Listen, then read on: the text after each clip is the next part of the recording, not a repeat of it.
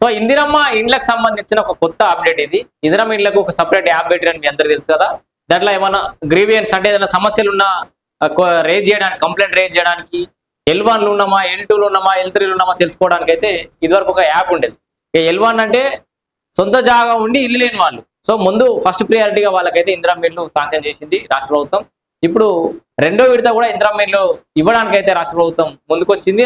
ముఖ్యంగా హైదరాబాద్ లాంటి నగరంలో G+1 పద్ధతిలో ఎక్కడైతే స్లమ్ ఏరియాస్ ఉంటాయో అక్కడ తీసేసి అక్కడే వాళ్ళకి దగ్గరలోనే ఇందిరమ్మ ఇల్లు ఇవ్వడం, లేదా సరిపడా జాగా లేని ప్రాంతాలకేమో కేసీఆర్ అంటించిన డబుల్ బెడ్రూమ్లు ఇవ్వడం, సో నిరుపయోగంగా ఖాళీ ఉన్నటువంటి డబుల్ బెడ్రూమ్లు ఇవ్వడం, ఇట్లా ఆప్షన్స్ బట్టి ముందుకెళ్తున్నటువంటి పరిస్థితి. అయితే ఇప్పుడు కొత్తగా వచ్చినటువంటి అప్డేట్ ఏంటంటే చాలా మంది తప్పుగా మమ్మల్ని L2 వేసిర్రు, తప్పుగా మమ్మల్ని L3 వేసిర్రు, అంటే లెవెల్ 3లో మేము నిజంగానే అర్హులం కానీ అనర్హుల జాబితాలో వేసిరని కంప్లైంట్ చేసే వాళ్ళ కోసం, వాళ్ళని ఫిల్టర్ చేయడం కోసం, ప్రభుత్వానికి ఈజీగా ఉండడం కోసం ఒక కొత్త ఆప్షన్ తీసుకొచ్చారు. ఇప్పటిదాకా వెరిఫై చేసిన వాళ్ళు ఎవరు, వెరిఫై చేయని వాళ్ళు ఎవరు, లబ్ధిదారులు ఎంతమంది ఉన్నారు, ఇంకా రావాల్సిన వాళ్ళు ఎంతమంది ఉన్నారు, వాళ్ళకి ఈజీగా ఉండడానికి కొత్త మాడ్యూల్ చేర్చిరు దీంట్లో ఇందిరమ్మ ఇళ్ళ యాప్లో. సో ఇందిరమ్మ ఇళ్ళ యాప్లో కొత్త మాడ్యూల్ అని చెప్పేసి మనం వార్త చూస్తున్నాం. భవిష్యత్తులో సాంకేతికత సమస్యలకు ముగింపు, లబ్ధిదారులకు గుర్తింపు మరింత సులభం. సో ఎవరు అర్హులు అనేది గుర్తించడం మరింత సులభం అయితే ప్రభుత్వానికి, అధికారులకు సులభం అయితే మనకు కూడా సులభమైనట్టే. ముచ్చట ఏంటంటే ఇది L1 లబ్ధిదారులకు మాత్రమే ఇందిరమ్మ ఇల్లు అందిస్తుంది. సొంత స్థలం ఉండి ఇల్లు లేని దరఖాస్తుదారులను L1 జాబితాలు చేర్చి ఇందులో మొత్తం 23.30 లక్షల మంది ఉన్నారు. ఏది L1లా అంటే సొంత జాగా ఉండి ఇల్లు లేని వాళ్ళు 23 లక్షల మంది. తర్వాత ఇందులో 21.49 లక్షల మంది ఉన్నట్లు గుర్తించారు. L2లో అనర్హుల అంటే L2లోనేమో 21 లక్షలు, L1లో 23 లక్షలు, L3లా అంటే అనర్హులు అన్నట్టుగా ఒక రకంగా వీళ్ళకు 32 లక్షల మందిగా తెలిసిరు వీళ్ళని. సో కొత్త మాడ్యూల ద్వారా ఈ జాబితా లబ్ధిదారుల ఎంపిక, మార్పులు, చేర్పులు, అనుమతులు త్వరగా జరుగుతాయి. ఎట్లా జరుగుతాయి?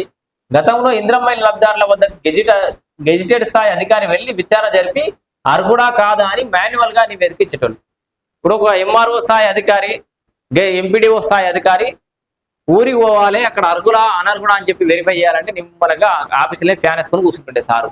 ఎందుకంటే ఇక పోదాంతి ఒకసారి పోయినప్పుడే అక్కడ మండలికి పోయినప్పుడే 4-5 రోజులు చూసుకొద్దాం, లేకపోతే చూద్దాం 4-5 అప్లికేషన్లు రాని, 4-5 కంప్లైంట్ రానది చూస్తారు. ఇప్పుడు అట్లా లేకుండా వాళ్ళు సీట్లకి వెళ్ళి కదలకుండా ఇంటికి వచ్చి వెరిఫై చేయకుండా సరే ఆల్రెడీ ఉన్న లిస్టులో వెరిఫై చేసుకొని తొందరగా లబ్ధిదారులను గుర్తించే ప్రక్రియ అన్నట్టు ఇది. మాన్యువల్ గా నివేదిక ఇచ్చేటోళ్ళు దాంట్లో లేట్ అయింది. ఇక నుంచి ఈ విధానానికి ముగింపు పలికారు ఇందిరమ్మ ఇళ్ళ యాప్లో అర్హులైన లబ్ధిదారులు అంటే ఎలిజిబుల్ క్యాండిడేట్లు ప్లస్ మొత్తం విచారణ జరిపిన లబ్ధిదారులు. అంటే కంప్లీట్ గా ఎంతమంది దగ్గర విచారణ జరిగినాం దానికి రిపోర్ట్ ఏందనేది లబ్ధిదారుల కాదని నిర్ణయం చేసేది మళ్ళీ కలెక్టర్ లాగిన్లకు ఇచ్చేసారు. ఇప్పుడు మొత్తం సర్వాధికారాలు కలెక్టర్కి పెట్టారు. కలెక్టరే సంతకం పెడితే ఇల్లు వస్తుంది, కథం, సింపుల్. అండ్ ఇది నిరంతర ప్రక్రియలా కూడా మార్చారు. ఇందిరమ్మ ఇళ్లకు ఇదివరకు టైం బాండ్ ఉంది, అయిపోయింది అన్నట్టు పంచాయతీ ఉండే కదా, ఇప్పుడు అట్లా లేదు. రేషన్ కార్డులు కానీ ఇందిరమ్మ ఇళ్ళు కానీ ఇది నిరంతర ప్రక్రియ. ఇప్పుడున్న సర్కారులో ఇది నిరంతర ప్రక్రియ కొనసాగుతుంది. అర్హులైన వాళ్ళు అప్లికేషన్ పెట్టుకుంటూనే ఉండొచ్చు, అర్హులైన వాళ్ళకు వాళ్ళు విడుదల వారికి కూడా పోతూనే ఉంటుంది. గెజెట్ స్థాయి అధికారి ఈ యాప్ ద్వారానే పరిశీలించి L1 జాబితాకు అర్హత ఉందా లేకపోతే లేదా అనేది నమోదు చేస్తారు. ఇవి MPDO కానీ లేకపోతే మున్సిపల్ కమిషనర్లు కానీ వాళ్ళకి లాగిన్లకు పోతాయి. గ్రామ స్థాయి అయితే MPDO దగ్గర పోతాయి, మున్సిపాలిటీ అయితే కమిషనర్ లాగిన్ పోతాయి. వీటి ఆధారంగా అర్హుల జాబితాను కలెక్టర్లకు పంపిస్తారు. వాళ్ళు కలెక్టర్ పంపించగానే కలెక్టర్ దీన్ని నిర్ణయం తీసుకుంటారు. దీని ద్వారా ఇందిరమ్మ ఇళ్ల లబ్ధిదారులను నేరుగా ఎంపిక చేయడానికి సాంకేతిక సమస్యలు భవిష్యత్తులో ఉత్పన్నం కావు. చాలా చోట్ల తాము ఇందిరమ్మ ఇంటికి L1 జాబితాలో అర్హులమని కానీ L3 జాబితాలో పొందుపరిచారని ఫిర్యాదులు వస్తాయి. చాలా కంప్లైంట్స్ వస్తాయట. ఈ నేపథ్యంలో L3 నుంచి L1కి అర్థమైందా? L1, L2, L3 మీరు L3 ఉన్నారు, L3 నుంచి L1 పోవాలి అంటే లెవెల్ 1 పోవాలి, మీరు అర్హులుగా మార్చబడాలంటే అనే దీనికి సంబంధించి ఒక కొత్త మాడ్యూల్ తీసుకొచ్చారు. ఇలా వచ్చిన ఫిర్యాదులను కూడా పరిశీలించి ఇందిరమ్మ యాప్లు నమోదు చేయడం ద్వారా ఈ లబ్ధిదారులను సులభంగా గుర్తించడానికి వెళ్ళుంటది. సో క్షేత్రస్థాయిలో ఆధార్లో మార్పులు చేర్పులు ఉన్నా లేకపోతే ఈ KYCలో సమస్యలు ఉన్నా, బిల్ల విషయంలో ఏమైనా ఆలస్యం అవుతున్నా కూడా L1, L2, L3కి సంబంధించి జాబితాలో ఒక చోటు నుంచి అంటే నేను ఇందాక చెప్పింది L1 నుంచి L2కి లేదా L2 నుంచి L3కి, L1 నుంచి L3కి ఇట్లా పోవాలనే పరిస్థితి ఉన్నా కూడా ఇవన్నీ అన్ని అధికారులు నిర్ణయిస్తారు. ఇక జిల్లా కలెక్టర్లకి సర్వాధికారాలు. ఈ సవరణలతో గతంలో MD నుంచి అనుమతులు వచ్చే వరకు రోజుల తరబడి లబ్ధిదారులు బిల్ల కోసం ఎదురు చూడాల్సి వచ్చేది. ఇప్పుడు కలెక్టర్లకి ఈ అధికారం ఇవ్వడం ద్వారా ఈ సమస్యకు వెంటనే పరిష్కారం దొరుకుతుందని చెప్పేసి వాళ్ళు భావిస్తున్నారు. మరి ఇది ఎంతవరకు క్షేత్రస్థాయిలో వీళ్ళు చేస్తున్నటువంటి మార్పులు అనేది ప్రజలకు స్పీడ్గా సర్వీస్ చేయడానికి ఉపయోగపడుతుంది అనేది మనం రాను ఎదురు చూడాలి. మెల్లమెల్లగా ఈ పథకానికి సంబంధించిన విషయాల్లో కొన్ని మార్పులు చేర్పు చోటు చేసుకుంటున్నాయి.